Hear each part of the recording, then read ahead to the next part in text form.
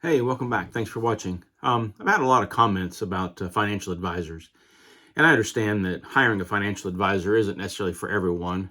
I do think that even if you are going to go alone on your plan, that you should maybe at least talk to an advisor and get a second opinion. But a lot of people have asked, well, how did I find my advisor? What criteria did I have? Well, I'm going to kind of lay some stuff out, maybe some personal stuff here, but just try to give some advice on maybe what you can do to find one that suits you. So now the one I have, I've known him since high school, so it's not like he was some stranger.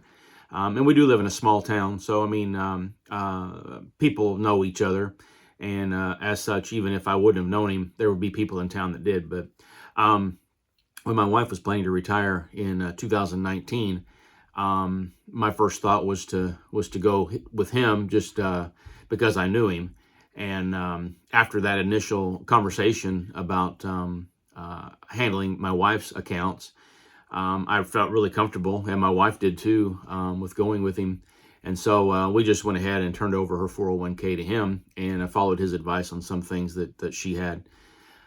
So over the course of the next 5 years, I mean that account of hers was handled very well. I mean, it wasn't. I mean, it maintained what it was supposed to and provided for us, and so we were really impressed with that. But when it came time for me, I mean, I guess I just defaulted to him more or less because I knew him, and because I knew his family and that type of thing.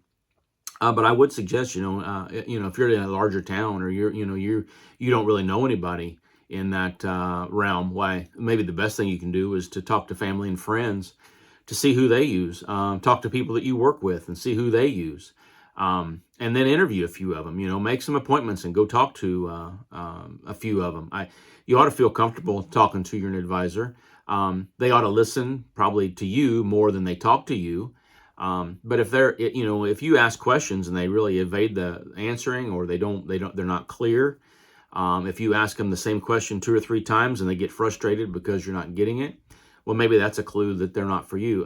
I think an advisor should be someone that listens more than he talks. And if you have questions, that he ought to listen to your question closely enough to be able to give you an articulate answer, or be honest and upfront about it and say, well, I'm not for sure. I'll have to check in with that.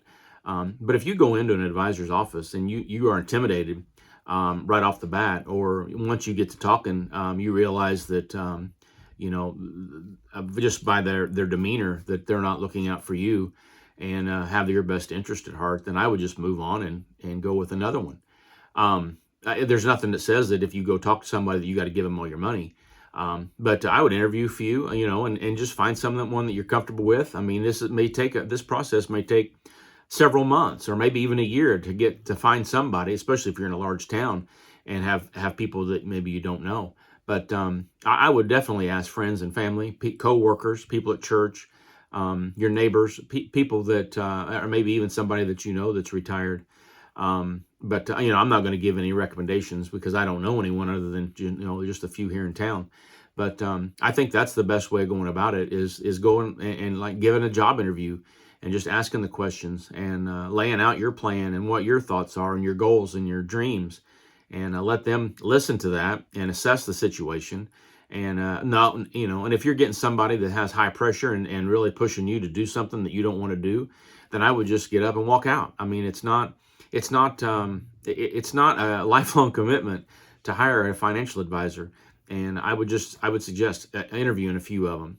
Call them on the phone, see how they interact with you just on the phone. If you got to go through a bunch of hurdles to talk to somebody, if you got to drive hours to go meet with somebody face to face, why maybe that's not for you. But I would find someone local, or at least someone that you can get to in a reasonable amount of time, and not try to do everything over the phone. I wouldn't do that at all. But anyway, I'm hoping this helps. I don't have all the answers. I feel like I was fortunate to be able to get the one that I did. And there are others, but quite frankly, I didn't interview anymore, partly because I know him and because we were so comfortable with him at the first initial meeting. And I'll say this, I just thought of this, but I actually had my first initial meeting with him back in 2008 or 9, I think, because I'd started a small account just off on my own, years before I ever thought about retiring, and really never really had any interaction with him again up until maybe 2019 when my wife was planning on retiring.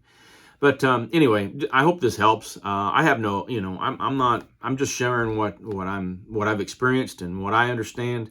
I'm no expert on anything. I'm not giving you any advice. Just laying out what I think on my mind, what I would do if I was to go look for a financial advisor. So, anyway, with that, I'll close. I thank you for watching. I'll say God bless, and I'll see you in the next one. Thanks a lot.